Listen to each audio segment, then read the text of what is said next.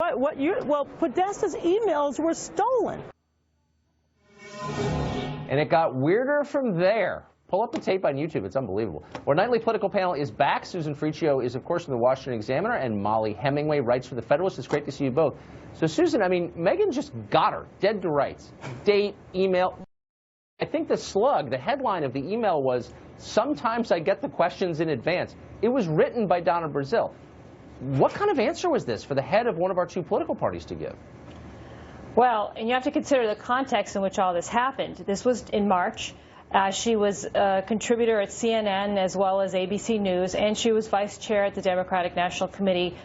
It's important to note that at the time, you know, there were complaints and worries amongst the people in the Sanders camp and people who supported Sanders that Clinton was being treated more favorably and that the system was rigged against them. And then, of course, we had the separate WikiLeaks exposure during the summer that showed they're sort of collaborating to help Hillary Clinton along. And now we have this. We have Donna Brazile, an arm, part of the DNC, helping out Hillary Clinton ahead of a town hall. And who was this town hall with? Bernie Sanders. And so it gave her an advantage over Bernie Sanders. You have to put all these pieces together, and then you get a better picture of what was actually going on during the primary within the Democratic Party. It's really interesting, isn't it?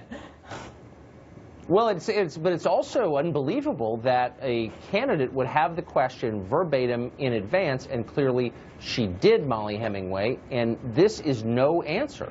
The head of the DNC, who everybody in Washington likes personally, but that was like, I don't even know what to say about the performance. It was subpar, as putting it nicely. If that were Reince Priebus talking like that on TV, wouldn't that be on the front page of every paper in the country? Reince Priebus melts down?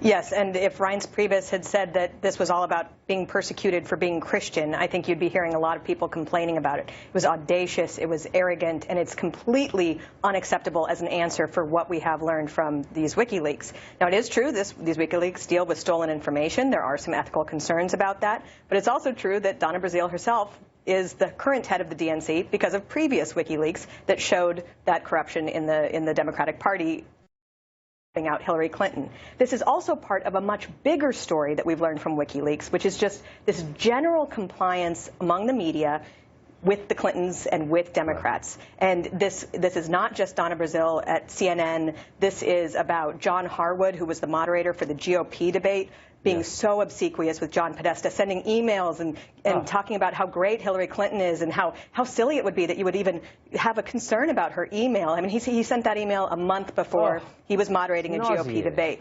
And it's not just him. It's people at Politico, people at the New York Times who were passing quotes along to the Clintons and saying, you know, you can veto this quote or that quote, or, you know, can I run this story? That is just a level of corruption. This is such a violation of journalistic ethics. It's not even close. And you're not hearing a lot of outrage in the media. We have standards for how we are supposed to handle this. Them. Yes, and it'd be nice. Even toadies and throne sniffers.